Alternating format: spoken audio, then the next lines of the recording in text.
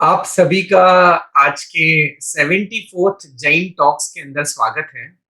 मैं हूं नील और मेरे साथ आज पैनल पे जैन दर्शन की तलस्पर्शी विदुषी डॉक्टर समणी प्रतिभा प्रज्ञा जी लंदन से जुड़ी हुई है और साथ ही साथ शीतल जी जो कि एक जर्नलिस्ट है, वो बैंगलोर से जुड़े हुए हैं।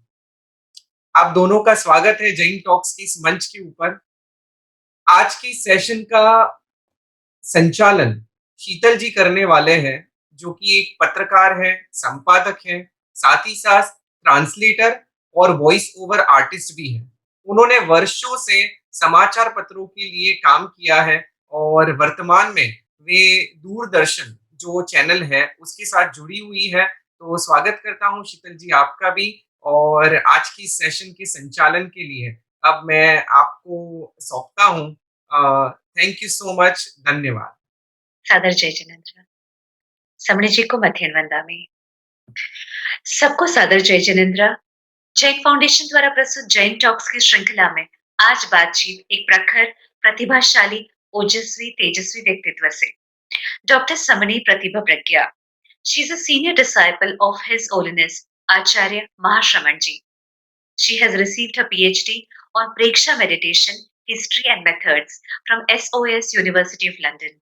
She is a visiting research fellow at SOAS working on Therapanth data pertaining to the Jaina prosopography project. She is also appointed as assistant professor at Jain Vishwabharati Institute, Ladno. Currently, she is serving as head nun of the Jain World Peace Center, Jain Vishwabharati, London. उल्लेखनीय है कि doctor समनी प्रतिभा प्रज्ञा जी एक अधिकृत प्रेक्षा योग और ध्यान teacher है। उन्होंने राजस्थान के तामकोर में ग्रामीण विकास परियोजना का बीड़ा उठाया, वहां महाप्रज्ञ इंटरनेशनल स्कूल स्थापित किया। राजस्थान में सुविधा विहीन वर्ग में बालिकाओं के लिए शिक्षा के क्षेत्र में आपने उल्लेखनीय योगदान दिया है। आज हमारा सौभाग्य है कि समणी जी से बातचीत का सुनहरा अवसर मिला है। Today is the 74th episode of the Jain Talk series. It is a pleasure to have Dr. Samani Pratibha Pragyaji join us live on webinar from London. She will talk on One Guru, One Constitution. Before we delve deeper aspects of philosophy of Therapanthi sect, let us hear from her the basic tenet of Therapanthi Marg. Dr. Samani Pratibha Pragyaji, we humbly request you to share your words of wisdom with your presentation. Thank you Sheetal ji और thank you नील। मैं अपनी बात शुरू करूं। सबसे पहले 3 नमस्कार महामंत्र, जुड़े हुए हाथ। नमो अरहंताणं, नमो सिद्धाणं, नमो आयर्याणं, नमो वज्झायाणं, नमो लोये सब्बसाहूनम्। एसो पंच नमोकारो सब्ब पावपणासनो मंगलाणं च सब्बेसिं पढ़मं हवै मंगलम। नमन हमारा अरिहंतों को, सिद्धों को, आचार्यों को है। आगम पुरुष उपाध्यायों को और लोक के सब संतों को। नमस्कार पंचक यह पावन, करता सब पापों का नाश।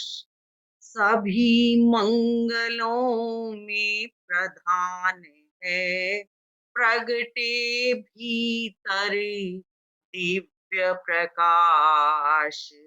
प्रगटे भीतर दिव्य प्रकाश। ओम ह्रीं नमो अरहंताणं, ओम ह्रीं नमो सिद्धाणं, ओम ह्रीं नमो आयर्याणं, ओम ह्रीं नमो वज्झायाणं, न ओम ह्रीं नमो लोये सब्बसाहूनम्। एसो पंच नमोकारो सब्ब पावपणासनो मंगलाणं च सब्बेसिं पढ़मं हवै मंगलम। पढ़मं हवै मंगल। वीतराग परमात्मा महावीर को नमन। अनंत शक्ति के स्रोत परम पूज्य आचार्य श्री महाश्रमण जी को नमन। जैन फाउंडेशन की इस ज्ञान यज्ञ की इस कड़ी में मुझे सौभाग्य मिला है कि मैं भी अपनी बात कह सकूं, जो आपने चाहा है कि आप एक गुरु और एक विधान, जो कि तेरा पंथ की एक पहचान बनी हुई है, उस पर अपनी बात रख सकूं। तो उसी संदर्भ में मैं अपना प्रेजेंटेशन शेयर करूंगी और उसके साथ ही अपनी बात रखूंगी। विलंब के लिए क्षमा प्रार्थी। तो सबसे पहले मैं अपनी बात शुरू करूं कि भगवान महावीर की ये शासन परंपरा और इस शासन परंपरा में जैन संघों का अपना इतिहास रहा है। जैन संघों की अपनी अध्यात्म यात्रा रही है और इसमें तेरा पंथ, जो कि एक मॉडर्न जैन संघ है, बहुत पुराना नहीं है, लगभग 3 सदियों की, 300 वर्षों की ये यात्रा, इस अध्यात्म यात्रा में मैं आपको लेकर चलती हूँ कि सबसे पहले आचार्य भिक्षु हुए और उसके बाद इस पूरी परंपरा में अभी वर्तमान में 11वें आचार्य आचार्य महाश्रमण जी हैं। 1760 से प्रारंभ हुआ ये आचार्य भिक्षु के हाथ की स्थापना और वर्तमान में हम 2020 में चल रहे हैं। तो इस यात्रा में सबसे पहले हम देखें कि कोई भी एक फिलॉसफी होती है और दर्शन के आधार पर विचार बनता है, विचार के आधार पर व्यवहार बनता है, व्यवहार के आधार पर संस्कार बनता है। तो सबसे पहली बात है कि यदि इसको हम कॉन्स्टिट्यूशनल वे से देखें तो सबसे बड़ी बात है कि समग्र जैन समाज में कोई भी एक संघ ये कहे कि उस संघ में सिर्फ एक ही आचार्य होंगे। तो वन गुरु, एक गुरु होना, यानी वन लीडरशिप, और वन लीडरशिप उसके आधार पर ये सारा जो एक ट्रेडिशनल कॉन्स्टिट्यूशन बनता है, वो बिल्कुल आचार्य भिक्षु ने उस समय जो 300 वर्ष पहले जैन शासन की स्थितियां थी और परिस्थितियां थी, उनको ध्यान में रखकर उन्होंने सबसे पहले ये विधान किया कि गुरु एक ही होगा, बागडोर किसी एक हाथ में होगी। और जब बागडोर एक हाथ में होती है तो उस समय हमें ये लगता है कि कोई भी डिसीजन मेकिंग की बात आती है तो वह डिसीजन मेकिंग भी एक व्यक्ति करता है, और एक व्यक्ति जब डिसीजन करता है तो वह बहुत सारी बातों की अपने आप में ध्यान रखते हुए, उसका पूर्वापर्य का ध्यान रखते हुए वह आगे चलता है। जहां जीवन है वहां आवश्यकताएं भी हैं, और उन आवश्यकताओं में जितना भी मोनास्टिक कम्युनिटी को, यानी साधु साध्वी समाज को जिस किसी भी आर्टिकल, गैजेट्स और एक्सेसरीज की जरूरत होती है, उसका भी एंटायर अधिकार संघ का होता है। किसी का व्यक्तिगत नहीं होता, किसी को व्यक्तिगत क्षेत्र भी नहीं है, तो किसी की व्यक्तिगत वस्तु की प्रॉपर्टी भी नहीं है। इवन हमारे व्यवहार में आने वाले हमारे पात्र, रजोहरण, कंबल और जो भी वस्तुएं हैं, उन सबको एक भाषा दी गई है, ये मेरी निश्रा में है, यानी आई एम नॉट ऑनर। आचार्य को मन हुआ तो वो कल किसी को भी कुछ नई तरह से डिस्ट्रीब्यूशन कर सकते हैं, क्योंकि वह संघीय संपत्ति है। और वैसे ही तीसरा रूल है कि श्रम का विभाजन। बहुत बार जिंदगी में जो लड़ाई झगड़े होते हैं, आर्ग्यूमेंट्स होते हैं, उनका आधार होता है कि कोई भी व्यक्ति उस वस्तु को हर व्यक्ति एक वस्तु हो और उसको हर व्यक्ति लेना चाहेगा। और बहुत बार जब काम करना होता है तो काम में भी काम की बजाय व्यक्ति आराम पसंद करता है। तो यहाँ वस्तु भी सबकी है। आचार्य जब चाहे जब उसको अपने हाथ से दूसरों को भी डिस्ट्रीब्यूट कर सकते हैं। वैसे ही लेबर का भी इक्वल डिस्ट्रीब्यूशन है। काम छोटे बड़े हायरार्की से उनको काम की भी व्यवस्था है। और वैसे ही जो फूड यानी भोजन खाद्य वस्तुएं आती है उनका भी इक्वल डिस्ट्रीब्यूशन होता है। और वैसे ही कहीं हवादार स्थान है, कहीं बहुत ठंड वाला स्थान है, तो इसमें भी मोनास्टिक सीनियोरिटी के साथ प्लेस का भी क्लोथ्स का भी डिस्ट्रीब्यूशन होता है। और उसके बाद सेवा सेवा सौभाग्य बढ़ाती है, लेकिन सेवा संघ को भी चलाती है। सेवा के आधार पर ही बहुत बार हम देखते हैं गृहस्थ जीवन में LIC लाइफ इंश्योरेंस कराते हैं, हेल्थ इंश्योरेंस कराते हैं और बहुत सारे इंश्योरेंस के प्रावधान है। हाँ, हमारी भी लाइफ इंश्योरेंस है। कैसी लाइफ इंश्योरेंस है? तेरा पंथ धर्म संघ में सेवा को सर्वोपरि महत्व दिया गया है। आचार्य स्वयं व्यवस्था करते हैं और जब भी ईयरली प्रोग्राम चोकआउट होते हैं और प्रोग्राम का अनाउंसमेंट मर्यादा महोत्सव पर होता है और उस समय आचार्य सर्वप्रथम सेवा केंद्रों की नियुक्ति करते हैं और उससे हर एक तेरा पंथी साधु साध्वी समणी अपने आप को LIC से भी ज्यादा सिक्योर महसूस करता है कि हमें कोई भी स्थिति आए परिस्थिति आए सेवा का जिम्मा गुरु के हाथ में है और गुरु अच्छी से अच्छी सेवा की व्यवस्था करेंगे। इसके अलावा हम देखते हैं कि विहार चातुर्मास आदि जितने भी प्लानिंग होते हैं, इवन एजुकेशनल प्लानिंग, वो सब आचार्य के हाथ में है। आचार्य डिसाइड करते हैं कि कौन व्यक्ति किस समय कहाँ विहार करे, कहाँ चातुर्मास करे, कहाँ शेषकाल प्रवास करे और इस प्रकार कोई भी अपनी मनमानी से वही का वही नहीं रह सकता। कोई भी अपनी मनमानी से आगे अपनी प्लानिंग नहीं कर सकता क्योंकि सारी प्लानिंग हमने गुरु के हाथ में सौंपी है। तो अब देखिए विहार, चातुर्मास, सेवा, क्षेत्र और कार्य और एजुकेशन हर चीज की जिम्मेदारी गुरु अपने हाथ में रखते हैं। और इसके आधार पर हम सबको पता है कि वन लीडरशिप इज रिस्पॉन्सिबल। जिस किसी की तरफ हमें नहीं देखना है, गुरु हमारी सब प्रकार की व्यवस्था करेंगे। और finally on the top of that कि गुरु को ही अपने उत्तराधिकार चयन का पूरा दायित्व होता है।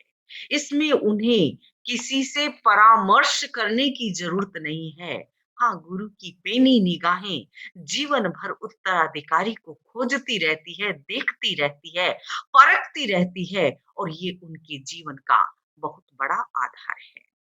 तो ये मैंने आज जो हमारी जो कॉन्स्टिट्यूशनल रूल बताए, तो यानी गुरु ही गुरु को नियुक्त करता है। गुरुता की चाबी गुरु के हाथ में है। और अब हम जरा सी नजर डालें कि ये तेरा पंथ कैसे हुआ। क्या आचार्य भिक्षु ने स्वयं नामकरण किया? नहीं, स्वयं नहीं किया। क्या आचार्य भिक्षु की प्लानिंग थी कि उन्हें एक नया संघ बनाना है? नहीं थी। तो ये कैसे हुआ?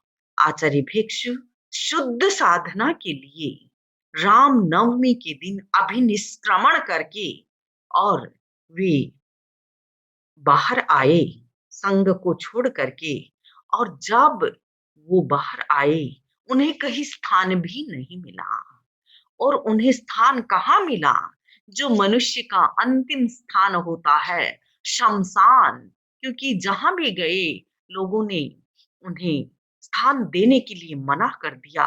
एक तरफ गहरी आंधी आ रही थी और ऐसा भयंकर तूफान, उस तूफान में भी शांति से उनके कदम बढ़ते गए। जब पूरे गांव में उन्हें स्थान नहीं मिला, तो वो बगड़ी की छतरियां शमशान की तरफ आगे बढ़ गए और शमशान में जाकर के उन्होंने पहला विश्राम लिया। कभी कभी तो मन में ये आ जाता है कि क्या आचार्य भिक्षु भयाक्रांत नहीं हुए कि एक तरफ लोग उन्हें स्थान नहीं दे रहे हैं और दूसरी तरफ वो कहाँ जा रहे हैं, जहां तो व्यक्ति अंतिम समय में यानी प्राण चूक जाने के बाद जाता है। तो सबसे पहला प्रवास उनका शमशान में हुआ। तो ये जब वो शमशान में और कुछ समय व्यतीत हो गया और केलवा की अंधेरी ओरी के चातुर्मास में, और वहां जब ये बात आचार्य भिक्षु के पास पहुंची कि एक सेवक जाति के कवि ने 13 साधुओं को और 13 श्रावकों को सामायिक करते देख करके, श्रावक सामायिक कर रहे थे, और पूछा कि आप किस टोले के हैं? तो कहा हम टोले से तो कोई संबंध नहीं है, हाँ आचार्य भिक्षु की परंपरा में हम सामायिक कर रहे हैं और उन्हें हम अपना गुरु मानते हैं। तो जो कवि था, उसके मुंह से स्पॉन्टेनियसली निकल गया, आप रो गिलो करे, आप रो मंत, सुनजो रे सहर रा लोका, ये तेरा पंथी तंत। 13 की काउंटिंग थी, तो उन्होंने 13 श्रावकों को गिन करके 13 पंथ नाम दे दिया। और जब ये दोहा, इंटरनेट का जमाना नहीं था, मुझे ये पता नहीं कितने दिन बाद ट्रैवल करता हुआ श्रुतानुश्रुत आचार्य भिक्षु के पास पहुंचा, और उस समय ही भी वहां थे अंधेरी ओरी केलवा में, और तुरंत उन्होंने भगवान महावीर को नमन करते हुए कहा, हे प्रभु, ये तेरा पंथ। श्रावक सेवक जाति के कवि ने श्रावकों को देख करके वह पद्य बनाया था, 13 की संख्या, और इधर आचार्य भिक्षु ने उसका इंटरप्रिटेशन किया कि हे प्रभु, ये तेरा पंथ, हे प्रभु ये आपका पंथ है, वीतरागता का पंथ है, भगवान महावीर का पंथ है। और जब उसकी फिलॉसफिकल व्याख्या की गई, और फिलॉसफिकल व्याख्या में 5 महाव्रत, 5 समिति और 3 गुप्ती, इनको मिला करके जो एस्थेटिसिज्म पाला जाता है, जो संत परंपरा की आधार भूमि है, महाव्रत उनका मूल है और समिति उसका पोषण है, गुप्ती उसका और अधिक संपोषण है, उसका विकासमान स्वरूप है। मन वचन काय की गुप्ती और इरिया भाषा ऐषणा आदि ये 5 समितियां, जिनसे समित और गुप्त होकर के जिस परंपरा के साधु 5 महाव्रत रूपी रत्नों को अपने भीतर धारण करते हैं, तो वह परंपरा 13 पंथ की परंपरा। तो एक फिलॉसफिकल व्याख्या हो गई, एक आचार्य भिक्षु का भगवान महावीर की परंपरा के प्रति समर्पण, O lord it is thy path, तो वह भी तेरा यानी योर, भगवान का पंथ। और तीसरी व्याख्या तो बड़ी स्पॉन्टेनियसली थी, 13 श्रावकों को काउंट करके उन्होंने ये सब बना दिया था। तो ये बेसिक रूल हैं, और इन रूलों का हम देखते हैं कि सात्वीकरण, एसिमिलेशन द डे 1 से शुरू हो जाता है। जब भी कोई व्यक्ति 13 पंथ की परंपरा में दीक्षित होने के लिए आता है, तो आचार्य तुलसी ने एक स्लोगन दिया था, no education without no initiation without education. Initiation से पहले एजुकेट होना बहुत जरूरी है, और एजुकेशन के लिए फॉर्मल एजुकेशन, इनफॉर्मल एजुकेशन, आध्यात्मिक एजुकेशन, इन सब का पूरा पूरा ध्यान रखा जाता है। और इसके लिए जो पारमार्थिक शिक्षण संस्था की स्थापना हुई, वह निश्चित ही एक बहुत बड़ा वरदान साबित हुई है। और उसके आधार पर ये परंपरा शिक्षित और प्रशिक्षित है। उससे मैं आगे बढ़ती हूँ और मैं कहना चाहूंगी कि जो गुरु एलिमेंट है, वो तेरा पंथ में एक महत्वपूर्ण एलिमेंट है। मैं गुरु एलिमेंट की कुछ चर्चा करनी चाहूंगी।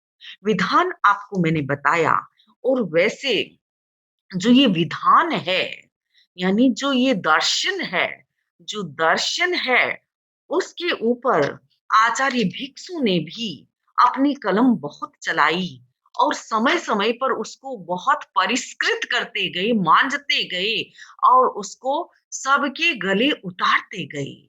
एक संविधान पुस्तकों में लिखा जाता है, लेकिन उसका सोशलाइजेशन नहीं होता, उसका एसिमिलेशन नहीं होता, तो वह सबके गले नहीं उतरता, तो वह कभी-कभी पुस्तकों में कैद होकर रह जाता है। लेकिन यह क्या किया गया कि आचार्य भिक्षु ने उसकी बार-बार पुनरावृत्ति की, बार-बार साधु परिषद में, साधु साध्वियों की परिषद में। और बड़ी विशेषता है कि 14 के दिन हाजिरी होगी ही होगी। कोई बेड रिडन साधु उसमें बाकी रह जाए, बाकी कोई भी उस दिन अपने स्थान पर अपने दूसरे काम में संलग्न नहीं रह सकता। ये एक प्रोटोकॉल है कि आचार्य की उपस्थिति में या अग्रगामी की उपस्थिति में उन रूल्स का पूरा पुनरावर्तन होता है, जिसे हम हाजिरी कहते हैं। और हाजिरी में हाजिर होना हर तेरा पंथ के साधु साध्वी का महत्वपूर्ण कर्तव्य है। उसमें किसी को छूट नहीं होती। और ये हाजिरी भीतर ही भीतर नहीं पड़ी जाती, ये हाजिरी व्याख्यान में पढ़ी जाती है, ताकि श्रावकों को भी साधु साध्वियों के नियमों का एकदम क्लियरली पता हो। और जहां कभी थोड़ी सी भी गलती हो, भूल हो, तो श्रावक समाज भी अंगुली निर्देश कर सकता है कि महाराज आपको ऐसा नहीं करना है, क्योंकि साधु छद्मस्त भी है, कहीं पर भूल हो सकती है। लेकिन उस भूल का पुनरावर्तन न हो, तो श्रावक भी अंगुली निर्देश कर सकता है। बड़े साधु भी अंगुली निर्देश कर सकते हैं। छोटे साधु भी कभी बड़े साधु से प्रमाद हो जाए तो अंगुली निर्देश कर सकते हैं। तो ये एक बहुत बड़ी सजगता की बात जो आचार्य भिक्षु को सूझी और चतुर्थ आचार्य जयाचार्य को सूझी। और ये हाजिरी का वाचन भरी परिषद में होता, ताकि श्रावक भी वेल वर्स्ड रहे, उन्हें भी पता रहे कि हमारे धर्म संघ के साधु साध्वियों के नियम और उपनियम क्या है। और उन नियम और उपनियमों के आधार पर सारी जीवन शैली व्यक्त और अभिव्यक्त होती है। यदि संपूर्ण पंथ को देखा जाए, तो संपूर्ण पंथ में ये ध्यान रखने योग्य बात है कि इसमें विजिलेंट स्पिरिट रहेगी, यानी हर समय लक्ष्य सामने रहे। और वह लक्ष्य है अरहतहुड का, वीतरागता का पाथ हमारे सामने रहे। हर साधु साध्वी, हर छोटे से छोटे साधु साध्वी के सामने, बड़े से बड़े साधु साध्वी के सामने तेरा पंथ धर्म संग में वीतरागता का पंथ, वीतरागता का पाठ हमारे सामने रहे, अरहतहुड हमारे सामने रहे। एक दिन हम वीतराग बने, चलते जाएं, जन्म जन्मों की यात्रा हो सकती है, लेकिन एक न एक दिन हमारा लक्ष्य है वीतरागता, और वीतरागता की ओर हम बढ़े।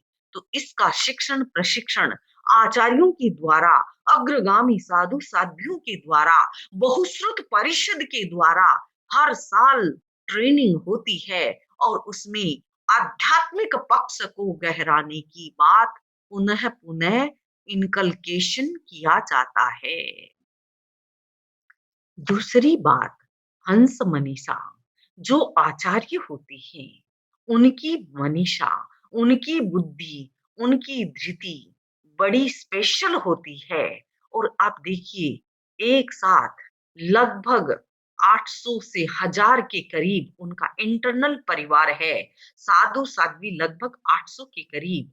और उसके बाद समण श्रेणी, मुमुक्षु बहिने, वह भी लगभग कोर परिषद में आते हैं। तो आचार्य की आंखें और आचार्य की मनीषा बहुत पेनी होनी चाहिए। अब देखिए, हंस को आप दूध और पानी मिलाकर दो तो वह क्षीर नीर विवेक कर सकता है। ठीक वही आचार्य होता है, वही गुरु होता है, जो क्षीर नीर विवेक कर सके, जो अपने शिष्यों को सही मार्ग पर प्रस्तुत करवा सके, और साथ में उनकी मनीषा से योग्य अयोग्य, यदि अयोग्य व्यक्तियों का चयन उनसे हो न जाए, इसलिए ये हंस मनीषा बहुत बहुत उपयोगी है। और आचार्य एंडाउड विद हंस मनीषा, जो उसके आधार पर वे अपने निर्णय करते हैं। आप देखिए, जहां बड़ा संघ होता है, मैं कोई बहुत बड़ी बात नहीं कहती, we all are human beings. Human beings में एरर भी हो सकता है, ईगो भी आ सकता है, ग्रीड भी आ सकता है, डिसिट भी आ सकता है। साधयति इति साधु, जो साधता है, निरंतर साधना के पथ पर बढ़ता है।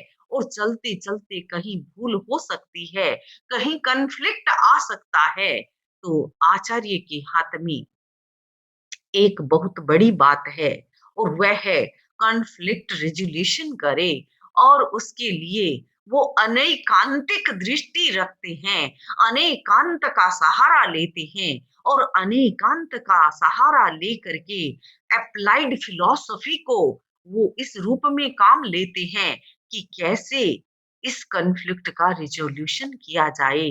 तो अनैकांतमयी दृष्टि, जिसे कभी कभी परम पूज्य आचार्य महाप्रज्ञ जी कहते थे कि न राग की आंखों से देखो, न द्वेष की आंखों से देखो, अनेकांत की थर्ड आई से देखो। तू कहता है सत्य यही है, मैं कहता हूं सत्य नहीं है। तू मैं के इस झगड़े का जो शांति पाठ आचार्य वही है। तो गुरु को अधिकार होता है कॉन्फ्लिक्ट रेजोल्यूशन करने का, और वही वास्तव में गुरुता के पद को स्वीकार कर सकता है। तीसरी बात है न्याय मार्ग, क्योंकि न्यायपालिका का होना किसी भी कंट्री को चलाने के लिए, ठीक वैसे ही किसी भी धर्म संघ को चलाने के लिए इक्वालिटी भी चाहिए, जस्टिस भी चाहिए, एक ऐसी कॉन्शियसनेस चाहिए जो इक्वालिटी और जस्टिस दोनों के आधार पर बैलेंस कर सके। और इसके लिए आचार्य अपनी जो परंपरा है, परंपरागत शास्त्रों के आधार पर, सूत्रों के आधार पर, परंपरा की जोड़ के आधार पर, साधु समाचारी के आधार पर वो जस्टिस और इक्वालिटी का पूरा पूरा ध्यान रखते हैं। करेज, अगेन महत्वपूर्ण बात है कि करेज का होना यानी साहस हमारी स्ट्रेंथ का बहुत बड़ा पॉइंट है, क्योंकि जिंदगी कोई सपाट और सरल नहीं होती। साधु जीवन भी ऐसा नहीं है कि वो तो बेड ऑफ रोजेज जैसा हो, ऐसा नहीं है। उसमें भी बड़े उतार चढ़ाव आते हैं, घुमावदार घाटियां आती है, और उसके आधार पर सारी ये जीवनचर्या चलती है। तो करेज भी चाहिए। कोई भी व्यक्ति कायरता का, ये कायर व्यक्ति इस पथ को अपना नहीं सकता। कायर व्यक्ति का काम इस पथ पर आगे बढ़ने का नहीं है। तो कायरता से ये पाथ नहीं चल सकता। स्ट्रेंथ चाहिए, चाहे आंधी हो, चाहे तूफान हो, चाहे बर्फीली हवाएं हो, और सामने बड़े उतार और चढ़ाव की चट्टाने हों, और पर्वत सीना तान के भी खड़े हों, तो इस पथ का उद्देश्य नहीं है, इस पथ का उद्देश्य नहीं है शांति सदन में टिक रहना, किंतु बढ़े चलना उस पथ तक, किंतु बढ़े चलना उस पथ तक जिसके आगे राह नहीं है, जिसके आगे चाह नहीं है और जिसके आगे आह नहीं है। यानी ये जर्नी अल्टीमेट गोल इज सिद्धत्व, सिद्ध को प्राप्त करना है, सिद्धहुड को प्राप्त करना है और उसकी उस पथ पर हमें किसी प्रकार की सुकुमारता और कोमलता से नहीं, बिल्कुल इस प्रकार चलना है फूलादि सीने तान करके, और इसमें गुरु का प्रोत्साहन, मार्गदर्शन बहुत इंपॉर्टेंट होता है, क्योंकि साधना का पथ सरल नहीं होता। साधना के पथ पर बहुत सारी कठिनाइयां आती है, लेकिन ये गुरु होते हैं कि शिष्यों का स्थिरीकरण भी करते हैं, शिष्यों का मार्गदर्शन भी करते हैं और शिष्यों को आगे भी बढ़ाते हैं। उसके बाद हम आगे बढ़ते हैं तो गुरु एलिमेंट में हमें एक और निदर्शन है, वह निदर्शन है कि उसमें गुरु कमल के समान होते हैं। इतनी सारी सारणा वारणा चुक्कस चोयणा परिचोयणा सारे काम करते हुए, बहुत सारी भूमिकाओं को निभाते हुए भी गुरु जल में कमलवत रहते हैं। प्यूरिटी उनकी लोटस जैसे होती है। उत्तराधीन सूत्र में साधु जीवन के बारे में कहा गया है कि वह तो एक ऐसा कमल है, ऐसा ऐसा निर्लेप जीवन है। तो ठीक वैसे ही साधु मेले में अकेला है, भीड़ में भी वो अकेला है, अपने आप में रहता है। तो गुरु तत्व भी ऐसा है। गुरु की प्योरिटी सबको वाइब्रेट करती है, सबको इनिशिएट करती है। तो ये गुरु एलिमेंट जो प्योरिटी का एलिमेंट है, और वो हमें सदैव आगे से आगे पवित्रता के मार्ग पर आगे बढ़ाता है। गुरु के दो रोल हैं। एक है वाचना, यानी वो हमें पढ़ाते हैं, मार्गदर्शन करते हैं और अनेक प्रकार का शिक्षण प्रशिक्षण करते हैं। जैसे ही गुरुकुलवास में साधु साध्वियां समण समणी जी का आगमन हो जाता है, तो गुरुकुलवास में आते ही गुरु सबसे पहले उनकी ट्रेनिंग की व्यवस्था करते हैं। Never stop training, never stop learning and never stop earning until last breath. तो सबसे पहले आगम निष्ठा होनी चाहिए, आगमों की वाचना, आगमों का यानी समझ, आगमों को खोल खोल कर समझना।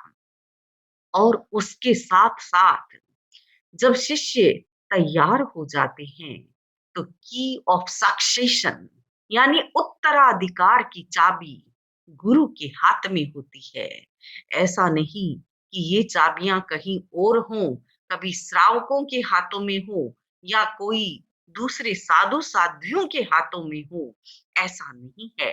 गुरु के जीवन का एक बहुत बड़ा महत्वपूर्ण काम है तेरा पंथ धर्म संघ में, कि वो उत्तराधिकार, कौन उत्तराधिकार के योग्य है, कौन व्यक्ति ऐसा है जो उत्तराधिकारी बन सकता है।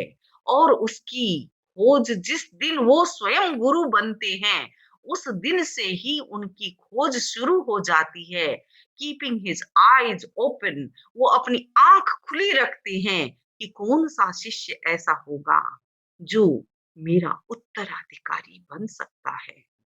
ये गुरु के जीवन की बहुत बड़ी गुरुता है। यहाँ किसी प्रकार का राग द्वेष भी न चले, यहाँ किसी प्रकार का पक्षपात भी न चले, और यहाँ किसी भी प्रकार की सुख सुविधा की बात भी न चले। तो यहाँ गुरु को बिल्कुल तटस्थ होकर के संघ के भविष्य को देखते हुए वे संघ के और समय के और सब दृष्टियों से अनुकूल व्यक्ति का चयन करते हैं। लेकिन आगम निष्ठा उसमें होना बहुत, यानी वो एक एलिमेंट है, एक ऐसा एलिमेंट है जिसको भगवान महावीर की वाणी पर गहरी निष्ठा नहीं हो, वह व्यक्ति चाहे कैसा वक्ता हो, लेखक हो, ज्ञानी हो, तपस्वी हो, ध्यानी हो, वह उत्तराधिकारी के योग्य नहीं हो सकता। क्योंकि जो हमारी ज्ञान की परंपरा है, आगम की परंपरा है, आगम निष्ठा बहुत महत्वपूर्ण निष्ठा है, जिसके आधार पर जैन शासन चलता है, तो वह तो मूल निष्ठा है। तो जो भी कैंडिडेट आएगा, वह जरूर मुख्य रूप से आगम की धारा से जुड़ा हुआ होगा, आगम के ज्ञान को समर्पित होगा, आगम के प्रति गहरी निष्ठा, आस्था, श्रद्धा और भक्ति वाला होगा, सहनशील होगा, ज्ञानवान होगा, क्षमावान होगा, धैर्यशाली होगा। ऐसे ऐसे क्राइटेरिया आचार्य अपने टिक बॉक्स रखते हैं। उनमें बहुत सारे टिक बॉक्स करते करते, लेकिन आगम निष्ठा को सर्वोपरि रखते हुए आचार्य अपना उत्तराधिकारी नियुक्त करते हैं, और वह उत्तराधिकारी उनका गुरु भाई भी हो सकता है। गुरु भाई कहने का मतलब है पूर्वाचार्यों से दीक्षित व्यक्ति, और वह उत्तराधिकारी कभी कभी उनके द्वारा ही दीक्षित और शिक्षित हो सकता है। तो इस प्रकार हम देखते हैं कि जो ये परंपरा एक ऐसी परंपरा है जिसमें सारे जो कॉन्स्टिट्यूशन रूल्स हैं, उसका सात्मीकरण किया जाता है, करवाया जाता है, समय समय पर वैचारिक संगोष्ठियां आयोजित की जाती हैं, और उनके आधार पर इसको हम अच्छी तरह से भली भांति समझ करके अपने जीवन में भी उतार सकते हैं, और श्रावक लोग हैं वो अपने जीवन में उतार सकते हैं। तो सचमुच ये जैन परंपरा का एक अभिनव संस्करण है तेरापंथ, लेकिन बहुत सिस्टमैटिक है, बहुत ही भगवान महावीर की वाणी के निकट है। और साथ में हमने ये भी देखा है कि वर्तमान में आचार्य महाश्रमण जी इसके हेड हैं, और यदि हम थोड़ा-सा पीछे जाएँ, तो 9th हेड आचार्य तुलसी ने तेरापंथ धर्म संघ का मॉडर्नाइजेशन भी किया। यदि हम और पीछे जाएँ, तो जयाचार्य जो चतुर्थ आचार्य हुए, और उन्होंने लगभग 3.5 लाख पद्यों की रचना की। राजस्थानी साहित्य के बड़े धुरंधर विद्वान हुए हैं, और अम, उन्होंने भी तेरापंथ धर्म संघ में पूरा जो नियम उपनियम परंपरा की जोड़ आदि सबकी व्यवस्था, पुस्तक पन्नों की व्यवस्था, जो सिंघाड़े यानी साधु साध्वियों के ग्रुपों की व्यवस्था, और किसी का किसी पर स्वामित्व नहीं, इवन कोई भी किसी वस्तु को, किसी भी चीज को अपना कहने का अधिकार नहीं, ये मेरी निश्राय में है। तो वो भी एक महत्वपूर्ण एरा था। और उसके बाद 9th हेड आचार्य तुलसी ने भी, यानी वर्ल्ड ट्रांसफॉर्मेशन की ओर कदम बढ़ाए।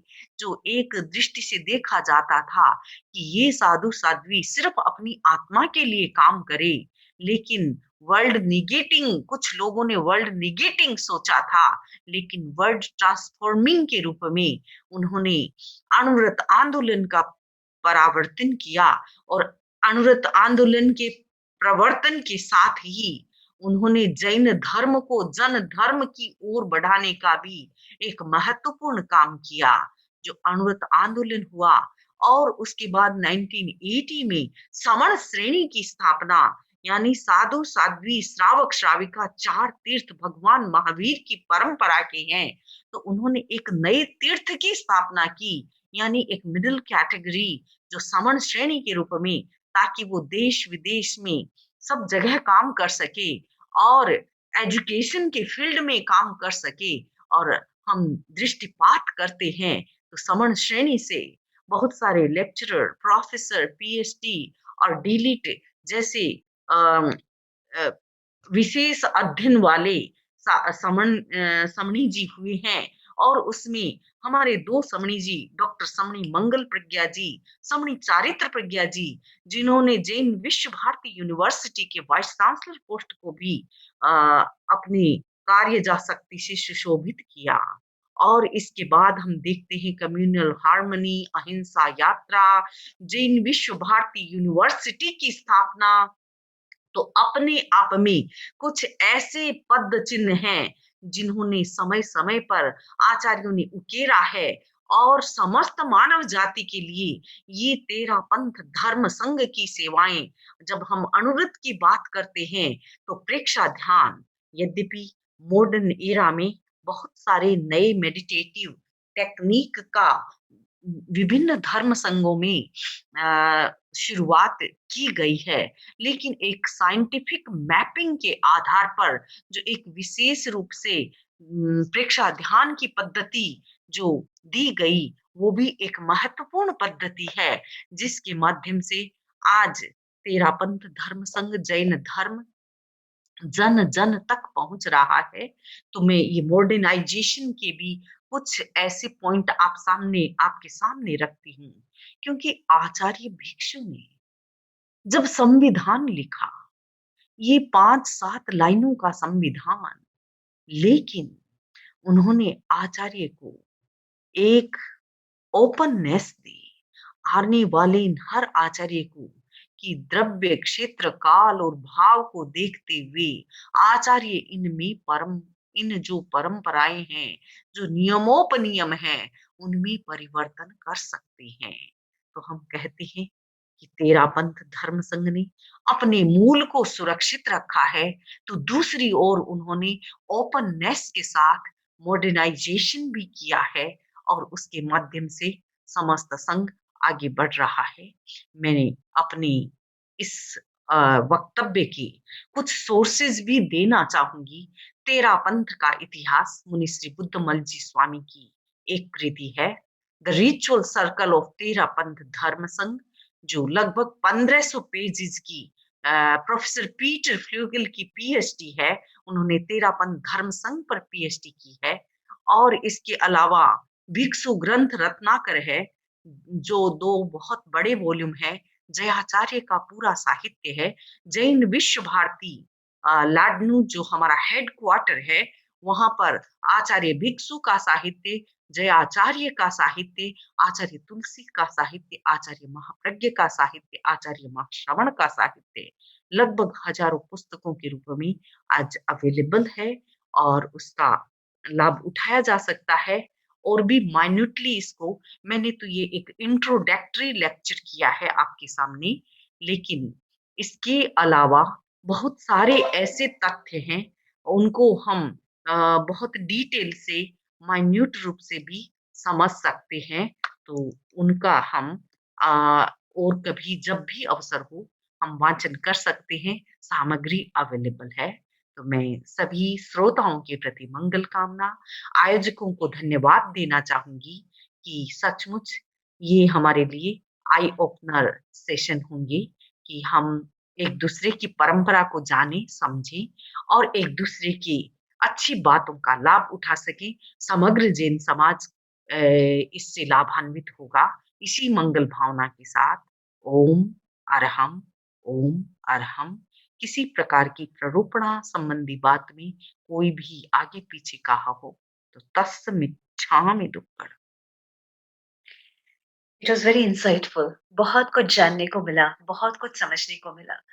और खास बात आपने जब कहा हे प्रभु ये तेरा पंथ, अपने बखूबी तेरा पंथ शब्द को उजागर किया।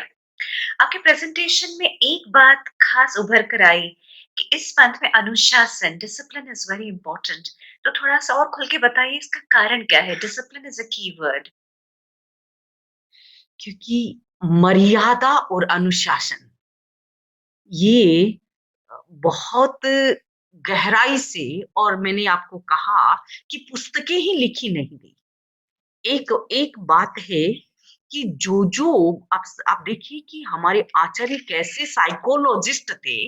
उन्होंने एक एक छोटी सी रचना की, उसका नाम है टहुका।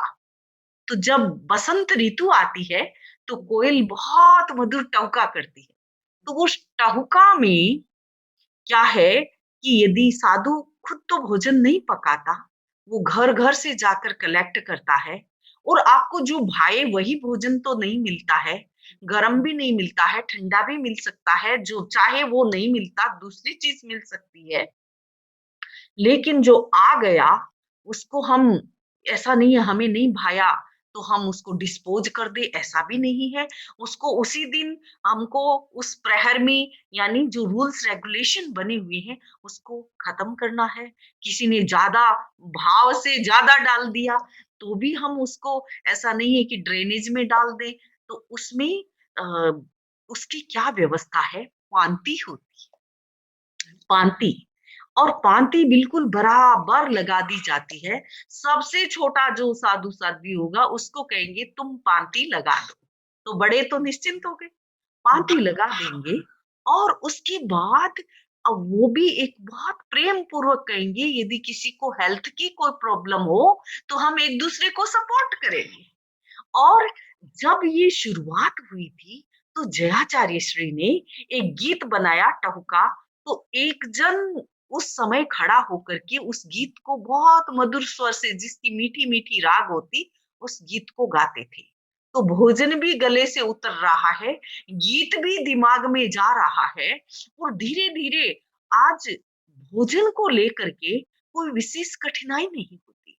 नहीं तो अब देखिए घर में भी कभी-कभी हस्बैंड वाइफ में झगड़ा होगा, प्लेट फेंक देंगे कि तुमने यह क्या कुक किया है, वो क्या किया है और बहुत सारा भोजन अन्न वही प्राणा, तो भोजन को भी डस्टबिन में डाला जाता है। लेकिन बंधुओं और बहनों, साधु जीवन में तो ऐसा नहीं होता ना, जो मिलता है वो खाना है। तो उस दृष्टि से उन्होंने एक एसिमिलेशन हो जाए इस रूल का, इसलिए काफ़ी दिनों तक वो मुनि गाते, साध्वी गाती और धीरे-धीरे वो एसिमिलेटेड हो गया। उसको लेकर कोई भी किसी प्रकार की खटर-पटर नहीं। तो ये एक डिसिप्लिन बट वेरी साइकोलॉजिकल वे से उन्होंने इस डिसिप्लिन को भीतर डाला। ठीक वैसे ही और सारे नियम-उपनियम हैं, उसकी भी वो कड़ी कसौटी करते हैं और कभी-कभी तो ऐसा भी कह सकते हैं कि our discipline is more than military discipline. तो आपने जो आचार्य परंपरा की बात की और आपने कहा शुरुआत आचार्य भिक्षु से हुई थी और अब वर्तमान में आचार्य महाश्रमण जी हैं। तो क्या इसमें कभी कोई महिला आचार्य भी हुई है? ऐसा है, अभी तक की जो ये 11 की परंपरा है, इसमें अभी तक कोई महिला आचार्य नहीं हुई है, लेकिन महिला आचार्य हो सकती है, ये रास्ता भी खुला है, द्वार बंद नहीं है। हाँ, स्त्री की कुछ अपनी विशेषताएँ भी होती है, तो कुछ फिज़िकैलिटी और कुछ अपनी शरीरगत भी कुछ बातें होती है, तो उस दृष्टि को ध्यान में रखते हुए क्योंकि संघ का संचालन करना अपने आप में एक बड़ा कंट्री चलाना होता है। तो आप देखिए कि उसमें साध्वी की एज 60 होनी चाहिए क्योंकि परिपक्वता भी आ जाए और भी कुछ ऐसी स्थितियाँ होती है महिला शरीर की, उन बातों को ध्यान में रखते हुए लेकिन यहाँ कोई भी प्रकार की बंदिश नहीं है, कहीं पर भी ऐसा नहीं लिखा गया है कि साध्वी आचार्य नहीं हो सकती, साध्वी भी आचार्य हो सकती है। फिर वैसे सवाल बहुत सारे हैं मगर समय की मर्यादा देखते हुए मैं जो इम्पोर्टेंट क्वेश्चंस हैं वो मैं ले रही हूँ अभी। अब मैं एक बहुत ही जनरलाइज़्ड सवाल पूछ रही हूँ। जैसे कि जियो और जीने दो हमारे जैन धर्म की एक शाश्वत जो एक सिद्धांत है हमारा। तो आज के दौर में सबसे ज़्यादा इसकी ज़रूरत है। फिर भी भारत की कुल आबादी में से 1% से भी कम लोग जैन धर्म की पालना कर रहे हैं। क्या बात है कि लोग जैन धर्म को शिद्दत से गले नहीं लगा रहे? ऐसा है कि जैसे जियो और जीने दो है ना, ये डिक्टम भी कहीं न कहीं चलता-चलता बुद्धिज़्म से आया हुआ है। हुँ, तो हुँ। हम इसको ऐसा भी नहीं कह सकते कि ये हाँ, जैन धर्म अहिंसा की अनुपालना में बहुत-बहुत गहरे किसी जीव का जीना और मरना किसी के हाथ में नहीं है। जीव जीवे तो दया नहीं, मरे तो हिंसा मत जान, मारन वाला ने हिंसा कही, ते तो दया गुण खान। आचार्य भिक्षु की अनुकंपा की चौपाई से मैं आपको कोट कर रही हूँ। तो जो ये किसी को जिलाना और मारना और किसी को वो तो किसी के हाथ में नहीं है। हाँ, अपनी निरंतर सजगता, अहिंसा की अनुपालना में, अनुकंपा की पालना में हमारी दृष्टि सदैव अहिंसा पर लगी रहे। आचार में, व्यवहार में, वाणी में, non violent communication, non violent action, वो सारे बहुत ज़रूरी हैं। और मैं तो यही कहना चाहूँगी कि शीतल जी, देखिए, हीरे की दुकान पर भीड़ नहीं होती। बहुत बढ़िया। आर्टिफिशियल ज्वेलरी पे आप देखिए भीड़ हो सकती है, होती ही है, और लोग आज ले जाते हैं, कल पहनते, परसों डिस्पोज़ कर देते हैं। उसका कोई डर भी नहीं है उनको, तो वहाँ भीड़ भी होगी, वहाँ बहुत बड़ा टर्नओवर भी हो सकेगा, लेकिन सच्चे हीरे की दुकान पर तो आप अपॉइंटमेंट लेकर जाइए, अंदर आपको भीड़ नहीं मिलेगी। तो मुझे लगता है जैन धर्म को मैं सच्चे हीरे की तरह देखती हूँ। Small is beautiful, small is powerful. और आप देखिए कि समग्र भारत में या देश में, विदेश में अभी 2 दिन पहले ही बीबीसी लंदन में मेरा एक इंटरव्यू था, और उन्होंने कहा कि आप वहाँ, मैं जैन धर्म की प्रतिनिधि हूँ, आज आपने मुझे मेरे स्कूल से बुलाया है, तेरा पंथ धर्म संघ की प्रतिनिधि होके बोल रही हूँ, लेकिन मैं समग्रता से समग्र जैन धर्म की प्रतिनिधि होकर के बीबीसी में बोल रही थी। तो उस इंटरव्यू में मैंने कहा कि यूँ तो आप देखिए, उन्होंने पूछा कि भई जैन धर्म सबसे अलग है कि सबके जैसा ही है, आप क्या कहना चाहेंगे? तो मैंने कहा, देखो, हर धर्म यही चाहता है ना, शांति हो, सब शांति से रह सके। तो इसमें जैन धर्म भी अलग नहीं है। जैन धर्म यही चाहता है कि सब शांति से रहे, सबके मन में शांति हो, शरीर में शांति हो। अभी कोरोना पैंडेमिक चल रहा है, इसमें भी शांति हो, सब प्रकार की शांति हो। कि peace is the key to progress, and progress के लिए हमको पॉजिटिविटी चाहिए। तो ये तो ठीक है, लेकिन मैं ज़रा-सी हट के बात कहूँगी कि हमारे इतिहास को देखेंगे तो जैन राजा भी हुए। लेकिन कभी उन्होंने ये नहीं कहा कि दूसरों को मार दो। कभी उन्होंने अपने जो उनका राज्य था उसको जेनाइज़ेशन नहीं किया, कि तलवार के बल पर जो दूसरे हैं उनको मार डालो या वो कन्वर्ट करो। तो जैन धर्म कन्वर्जन नहीं सिखाता, हृदय परिवर्तन सिखाता है। कोई भी जैन धर्म को स्वीकार करे, it is open to all, इसमें कोई भी मनाही नहीं है, कोई जातिवाद नहीं है। लेकिन कोई भी मिलिटेंट एक्टिविटी, कोई भी टेररिस्ट एक्टिविटी, कोई भी सुसाइडल बमर, ऐसी हमने कहीं भी जैन इतिहास में नहीं देखा है। कहीं पर भी जैन राजाओं ने भी नहीं किया है, तो कहीं पर आज के जैन समाज ने भी नहीं किया है। तो ये मैं कह सकती हूँ कि जरा हट के। बिल्कुल। और आज बहुत ही ज़्यादा प्रासंगिक भी है और इसकी सबसे ज़्यादा ज़रूरत भी है आज के समय में। और एक सवाल है समरी जी कि हम क्या कर सकते हैं कि जैन धर्म जो आपने कहा कि बहुमूल्य हीरे के जैसा है, इट्स स्मॉल बट पावरफुल। तो इसे इसकी जो शाश्वत मूल्य है, जैन दर्शन जो है, हम इसे संरक्षित रख सकें। और दूसरा सवाल कि इसे और भी हम अधिक प्रचारित, प्रसारित कर सकें।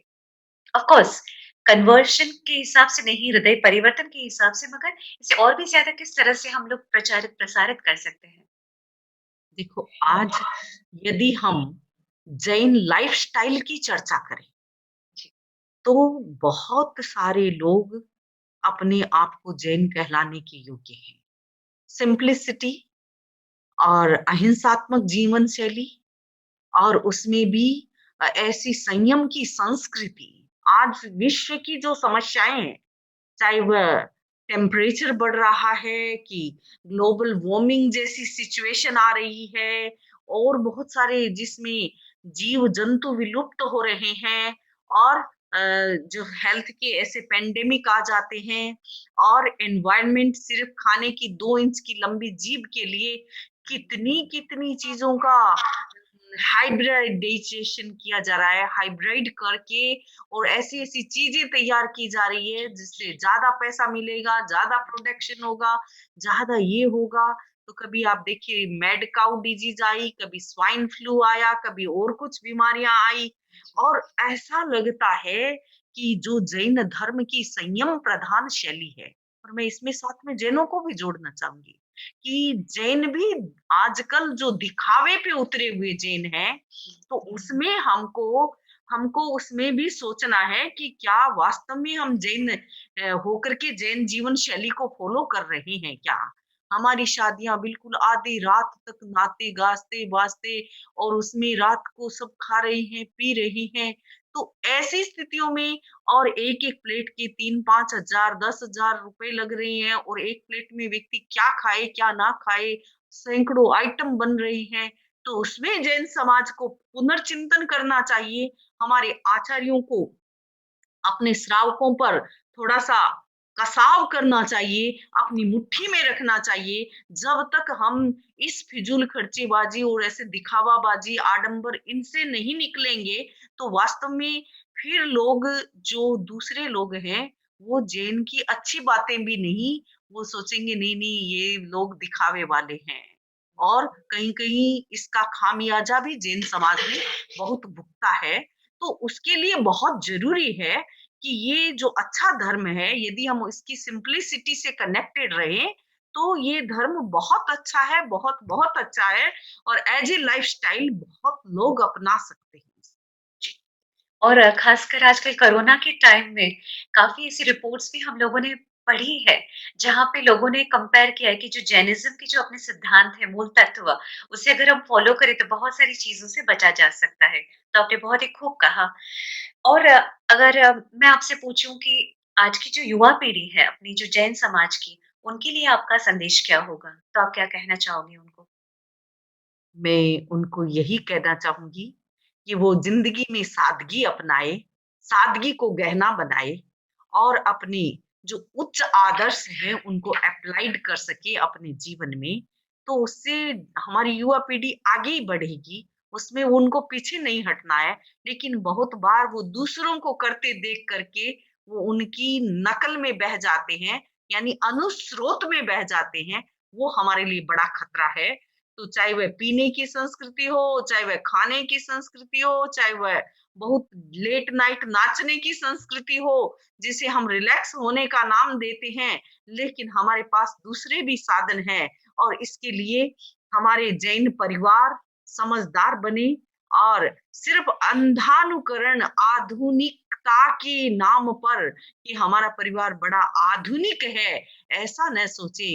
इसमें भी बहुत सारी अच्छी बातें हैं, जो अच्छा करे, अच्छे ऐसा नहीं है कि वो नीरस जीवन जिए, सरस जीवन जिए, लेकिन कुछ न कुछ लाइन उन्हें ड्रॉ करनी चाहिए अपने जीवन की, जिससे वो जैन एक अच्छे जैन भी कहला सके, मॉडर्न जैन भी कहला सके और आगे बढ़ सके।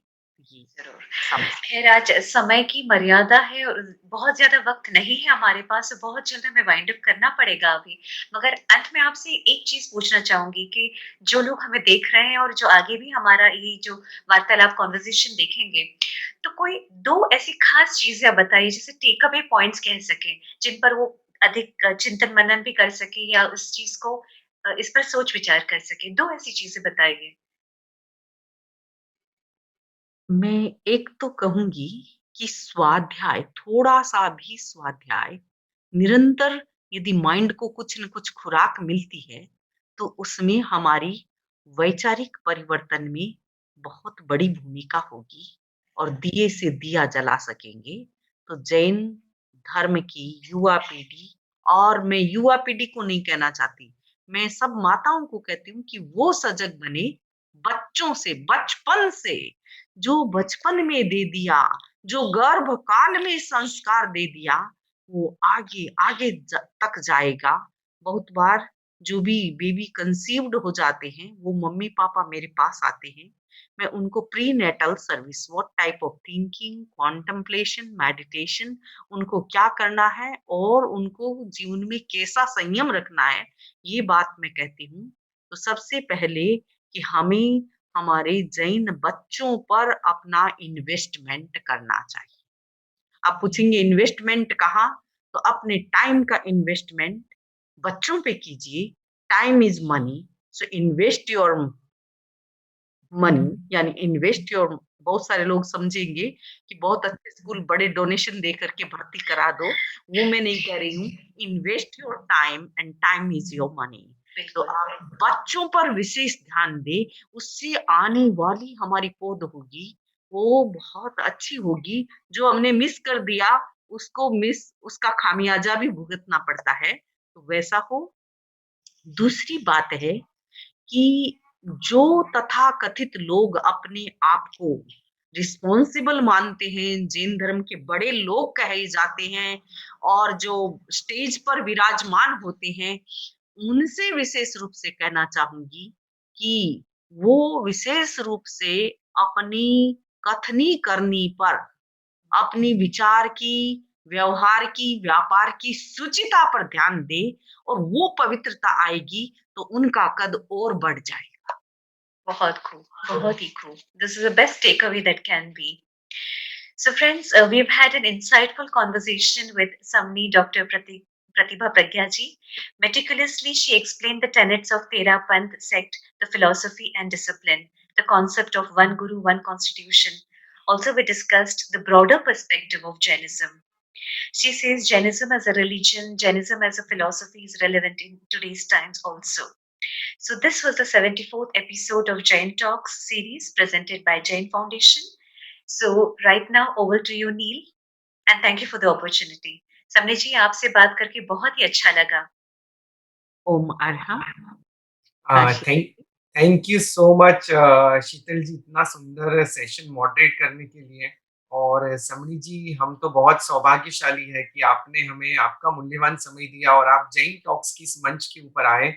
और आज का सेशन बहुत ही इंफॉर्मेटिव रहा। साथ ही साथ आपने बहुत सारी हित शिक्षाएं भी हमें दी, जो हम हमारे जीवन में उतारेंगे तो डेफिनेटली हमारा मंगल और कल्याण होगा। सो इसी के साथ हम आज के सेशन के विराम की ओर आगे बढ़ेंगे। आप सबका बहुत-बहुत धन्यवाद। और इसी के साथ जगत के सभी जीवों का कल्याण हो, जगत के सभी जीवों का मंगल हो, ऐसी भावना के साथ आज के सेशन को विराम देंगे। मैं श्रमणी जी से विनंती करूँगा कि आप मंगलाचरण के साथ आज के सेशन को विराम दें। जुड़े हुए हाथ, आंखें कोमलता से बंद। चत्तारि मंगलम, अरहंता मंगलम, सिद्धा मंगलम, साहु मंगलम, केवल पन्नतो धम्मो मंगलम। चत्तारि लोगुत्तमा, अरहंता लोगुत्तमा, सिद्धा लोगुत्तमा, साहु लोगुत्तमा, केवल पन्नतो धम्मो लोगुत्तमो। चत्तारि शरणं पवज्जामि, अर्हन्ते शरणं पवज्जामि, सिद्धे शरणं पवज्जामि, साहु शरणं पवज्जामि, केवलपन्नतं धम्मं शरणं पवज्जामि। ये चार शरणा सगा और सगो न कोई, जे भव्य प्राणी आदरे, अक्षय अमर पद होय, अंगूठे अमृत बसे, लब्धि तृणा भंडार, श्री गुरु गौतम समरिये, मन वंचित फलदाता, सिद्ध साधु प्रणमी करी, ऋषभादिक 24, तव ना करूं प्रमोद धरी, जय जसकर जगदीश, जय जसकर जगदीश।